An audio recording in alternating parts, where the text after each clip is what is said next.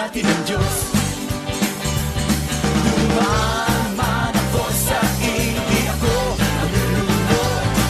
Dumaan man ako sa apoy, di ako masusunog. Kasama natin ang Diyos.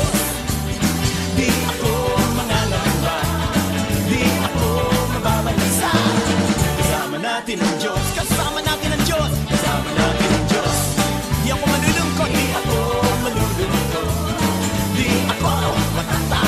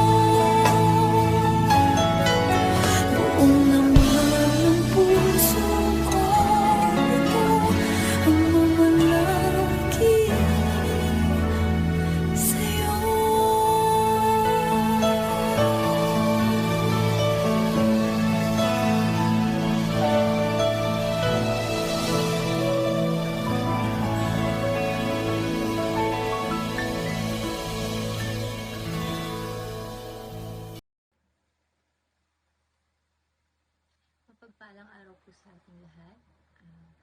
At ako po si Kyla Katana at ako po ang isa sa mga naatangan na magbaba po ng salita ng Diyos sa ating midweek service every Wednesday.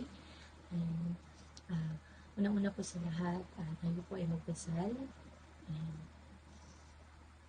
And humihingi po ako ng guidance sa inyo, Lord, at tulungan niyo po ako, Ama, na ang nais mo po ay masambit ko ngayong araw, Lord, at sa oras na ito, Ama.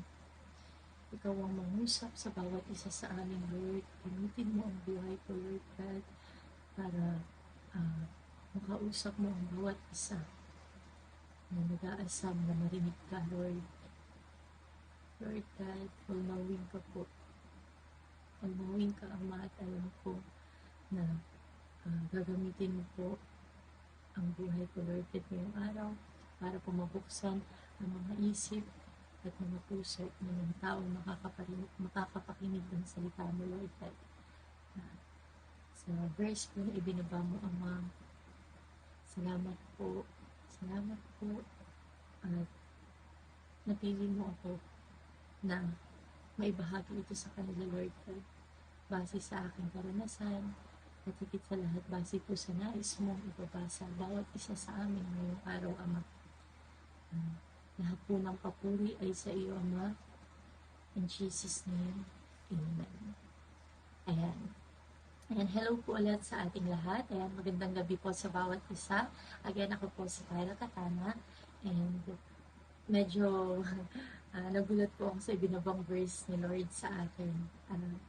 Unang-una po sa lahat, yung tita ko po, meron po siyang i-share sa akin na verse. And sabi ko, sige po tita, i-search ko po yan. And then, ako naman po, may sarili din po akong verse na gusto kong i-share sa inyo. Pero, naisip ko po na kung magbasa po ako sa sarili ko kung gusto at hindi po sa nilid ni Lord sa akin, baka magkamali po ako ng mga sasambitin ko ngayong araw. Kaya nagdasal po ako. And sabi ko, Lord, babaan mo ako, Ama. Babaan mo ako ng salita. Babaan mo ako kung ano yung nais mong i-share ko ngayong araw. And sana po ay mas malinawan po tayo ngayon dahil ang ibinabang verse po ulit sa akin o ang ibinabang verse po sa akin ngayon ay same po sa verse. Same po sa verse ni Brother Melvin po. Ayan. Ang Proverbs 3 verse 5 to 6. Ayan. Trust in the Lord with all your heart and lean not on your own understanding. In all your ways submit to Him and He will make your path straight. Yung Tagalog po, Kawikaan chapter 3, verse 5 to 6. Magtiwala ka ng buong puso sa Panginoon at huwag kang manalig sa iyong sariling karunungan. Alalahanin mo ang Panginoon sa lahat ng iyong ginagawa at ituturo niya sa iyo ang tamang landas. Ayan. So, last Wednesday, ito din po yung napakinggan ko and hindi po agad siya sink in sa akin na same kami ng verse ni Brother Melvin. Ito lang kung nung pinanood ko ulit kasi inano ko po yun parang in-screenshot ko pa siya sa aking cellphone and then ayun pinakinggan ko. Sabi ko, hala, bakit para na kami ng Brother Melvin? And then sabi ko po, hindi po muna ako nag-video kasi sabi ko baka bawal yun. Baka bawal maulit. And then, itong Sunday po, August 20, same, nagkaroon po ng scenario na yung binaba po ni Pastor Fernan and ni Sister Marlene ay same din po. Kumbaga, sabi po sa akin ni Sis Marlene, ni Tita na siguro na kaya hindi ka muna nag-video kasi nangusap si Lord sa'yo na kumbaga inassure ka ni Lord na okay lang yan, okay lang na maulit kasi ayun yung gusto niyang mangyari na may paulit-ulit sa tao kasi baka meron pa kung na nakapakinig ng nakaraan na hindi na po pala na may pagkatiwala pa ng lubusan kay Lord yung battles na kinakaharap ko. So, ayun. Meron po akong tatlong notes kung para po mas maintindihan natin and para mas may paliwanag ko po sa inyo kung ano po yung ibinaba sa akin ni Lord na mensahe patungkol po sa verse na ito. So, yung una po ay pagpapakumbaba. Ayan, pagpapakumbaba.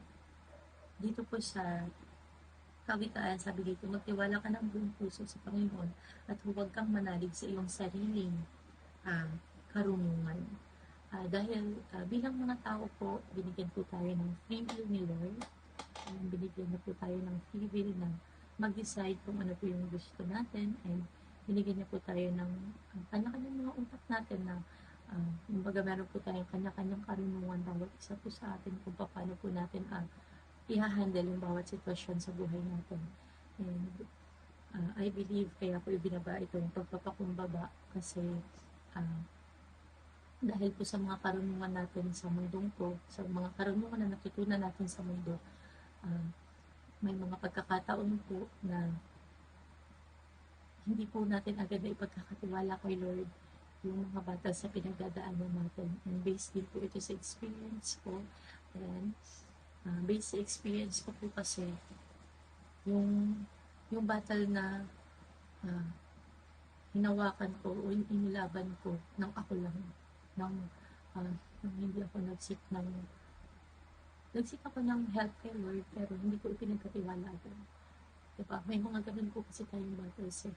Kumbaga, ano po tayo, bumabati po tayo sa sarili natin ng karunungan. Kumbaga, siguro ganito yung dapat kong gawin. Siguro dapat gawin ko to para ganito yung mangyari. Kumbaga, may mga kanya-kanya po tayong aksyon na base lang po sa sarili nating karunungan at hindi po natin, kumbaga kumikilos po tayo sa sarili lang nating kaalaman. Diba? May mga ganun po kasing situation based po sa experience ko, na-experience ko po yan, and hindi ko lang po alam kung ako lang ba naka-experience nun or kung may naka-experience din sa mga nanonood ngayon. So ayun, pinaalalahanan po tayo ngayon na magpakumbaba po tayo. Kumbaga, alisin po natin yung mga sarili nating karunungan kasi mas best po kasi yung way ni Lord kaysa sa mga ways po natin, diba? Ayan. So ayun, magpakumbaba po tayo, and yung sumunod naman po, yung pangalawang ibinaba po sa aking salita ay humingi ng tawad. Ayan, humingi po tayo ng tawad dahil sa mga aksyon na ginawa natin na kumbaga yung isang battle, kaya naman sana siyang matapos ng ilang araw yung pagka si Lord yung gumawa. Pero hinayaan pa natin tumagal ng ilang taon, ng ilang buwan, ng ilang araw. Diba? Kasi ako po ganun yung nangyari sa akin. Hindi po araw, hindi po buwan, kundi taon po yung sinayang ko. Taon yung sinayang ko. Kasi kumbaga, pinanindigan ko po yung sarili kong kakayanan. Diba? Kumbaga, kaya ko pa to. Gagawin ko lahat. Ginawa ko po lahat. Nagawa ko na po lahat, pero hindi po sapat. Hindi po sapat lahat yung ginawa ko kasi wala akong guidance sa Lord. Hindi ako nagsik man ako ng help. Nagsik man ako ng help sa Kanya, pero hindi ko po pinagkatiwala sa Kanya. Kumbaga, kumilos pa rin po ako sa sarili ko. So, ayun, humingi po tayo ng tawad. Humingi po tayo ng tawad dahil sa mga desisyon na ginagawa po natin sa buhay natin na nakatuon po tayo sa sarili po nating karunungan lang at hindi po natin ipinagkatiwala agad kay Lord. Ayun, humingi tayo ng tawad sa mga desisyon na nagawa po natin na akala natin ay ayun yung dapat na gawin, pero hindi naman pala. Ayun.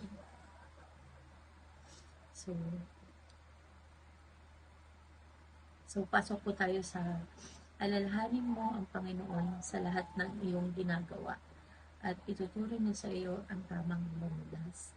Ayun. Lately po, nung nakilala ko na po si Lord, medyo ano po ako sa sarili ko. Sabi ko, ba't ganun? Parang sa bawat ginagawa ko, sa bawat pagkilos ko, kahit na maliligo ako, kahit na alis na po kami, kahit na magluluto lang ako.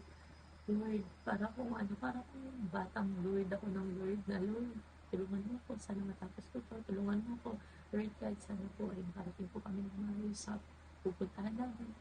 So, ayun, simula po nung um, um, nagdesisyon na po ako na siya na po talaga, na nag-decide na po ako na siya na po yung unahin ko. Naging ganun na po ako, naging si ano na po ako, naging si Lord na po ako. I mean, naging palatawag na po ako kay Lord. Naging si Lord. Ayan, so, kumbaga dun papasok yung lahat ng iyong ginagawa. Tapos, at ituturo niya sa iyo ang tamang landas. Ayun. So, dahil napakabuti ng Diyos natin, sobrang buti niya po. Sa bawat pagtawag ko po sa Kanya, totoo po yun, sa bawat pagtawag ko sa Kanya, wala po siyang hindi tinugon. Ayun, tinugon niya po lahat.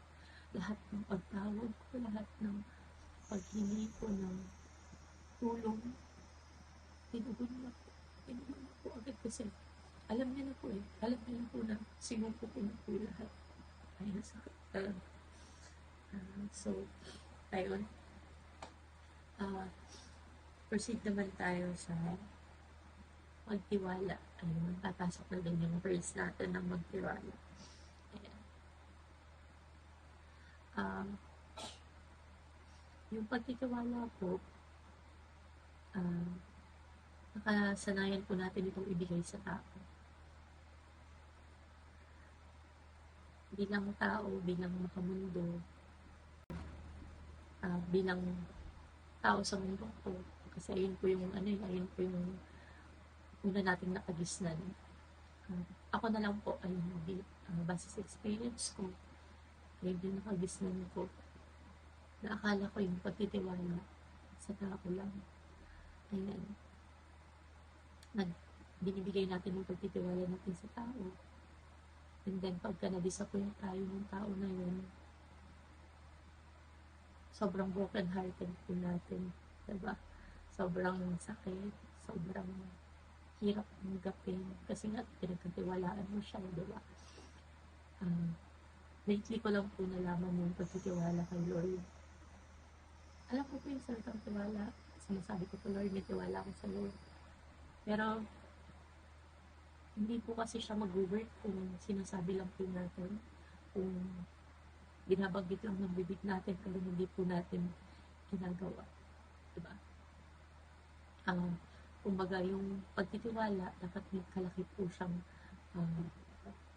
may kalakip siyang aksyon na pagkatiwala mo talaga kay Lord, diba? Huwag kang pumilos sa sarili mong kakayanan. Bagkus, pagka pinagkatiwala mo na po sa Kanya, pag pinagkatiwala mo na po kay Lord lahat, magdasal ka lang. Magdasal ka lang, and magugulat ka na lang po na tinugon ka na niya. Diba? And nangyari po yan sa akin. Sa 6 na taon na sinarili ko lang po lahat. Sa 6 na taon na nag-base lang po ako sa kakayanan ko. Sa 6 na taon na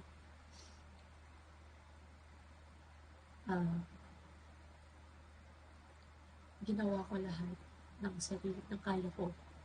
At sa 6 na taon na hindi ko in-entrust kay Lord yung battle na to.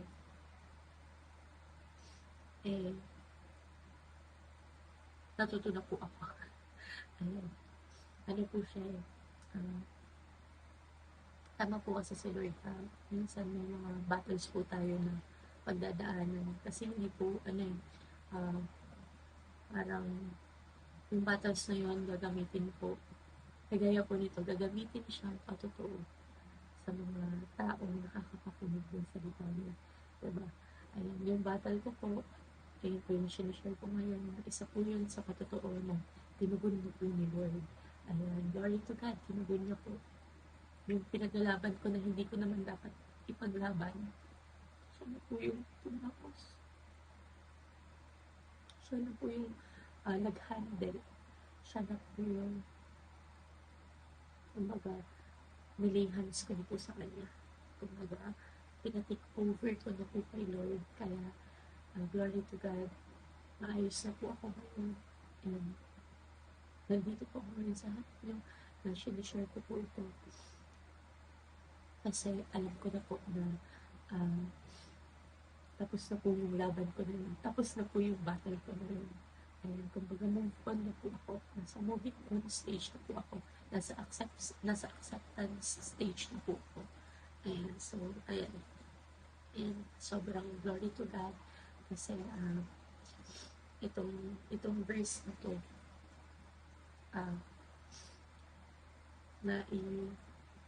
kumbaga, ano ko po siya, naiugnay ko po siya sa, kumbaga, naipatotoo ko po siya sa sarili ko pong karanasan.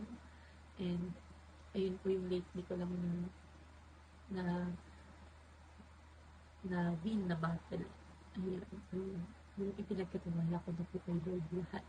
Kasi diba, pagka hindi po kasi natin ipinagkatiwala sa Kanya, andun yung sakit, andun yung galit, andun yung puot, andun yung lungkot, andun lahat ng negative.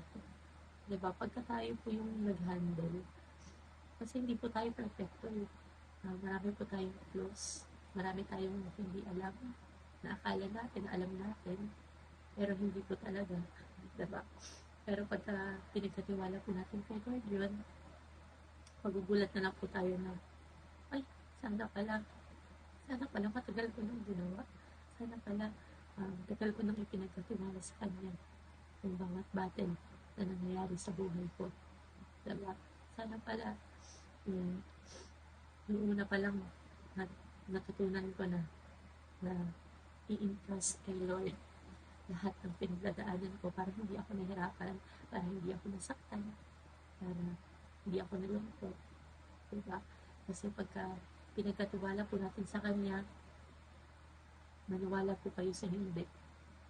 Lahat ng hatred, lahat ng sacrifices na ginawa mo, lahat ng sakit na dinanas mo, papalitan po yun ng peace of mind, papalitan po yun ng pagpapala, papalitan po yun ng pasasalamat.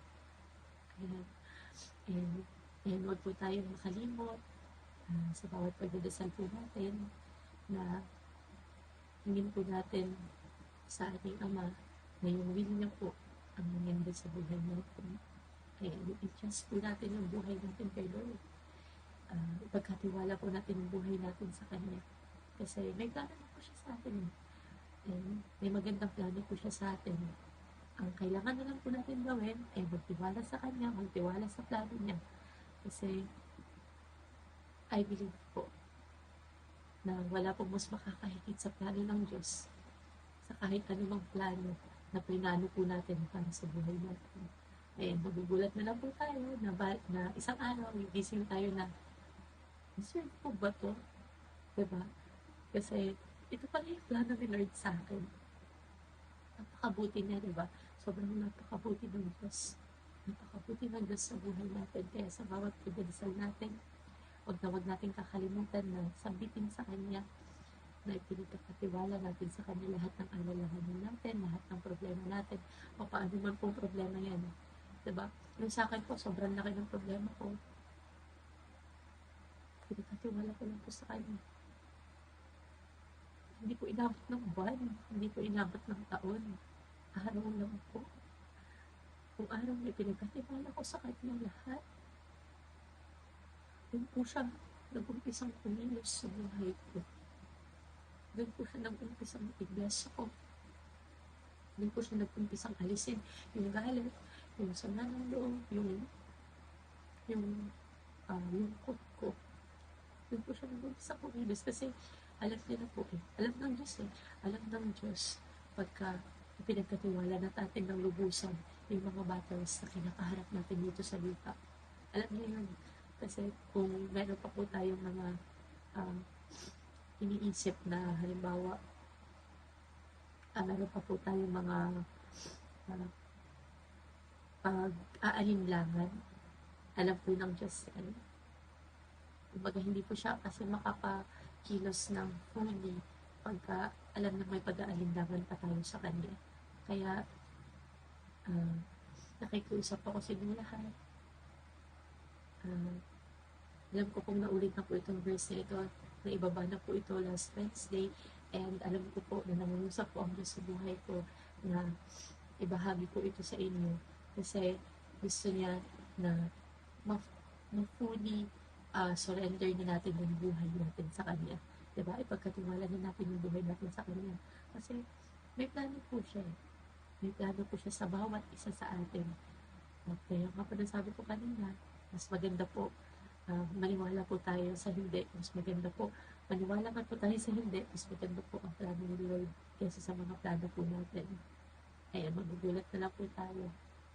Gugulatin tayo ng Diyos sa mga pagpapala na kaya niyang gawin sa buhay natin. Kasi alam na, ipinagkatiwala na natin yung buhay natin sa Kanya.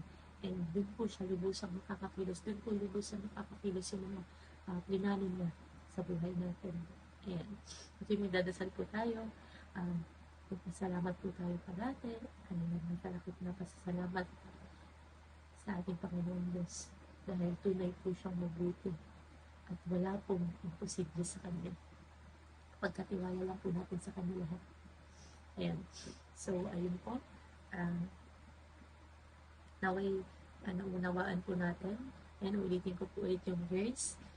Kawikaan, chapter 3, verse 5 to 6.